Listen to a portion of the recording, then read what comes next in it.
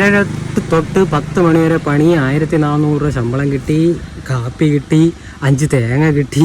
ഇന്ന് ഫുള്ള് ഹാപ്പിയാണ്. ഇന്ന് വൈകുന്നേരം വരെ no social media, no doom scrolling, ഒന്നുമില്ല. പ്രസൻറ്റിൽ ജീവിക്കും. ഒരുപാട് നേരം മഴ ആസ്വദിച്ചു. കുറച്ച് നേരം ഹാൻഡ് റൈറ്റിംഗ് പ്രാക്ടീസ് ചെയ്യാം. മഴ പെയ്യുന്ന സമയം മെഡിറ്റേറ്റ് ചെയ്യാൻ പറ്റിയ ടൈമാണ്. സ്വർഗം സ്വർഗം. സമയം 12:50. ചോറ് കഴിച്ചു. ഇനി ബുക്ക് വായിക്കാം. ഇതുവരെ 50 പേജ് വായിച്ചു.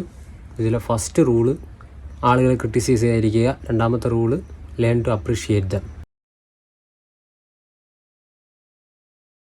ഇതാണ് ധൃതരാഷ്ട്രർ. ഇദ്ദേഹം വാസുവിൻ്റെ അകന്ന ബന്ധത്തിലുള്ള ഒരാളായിട്ട് വരും.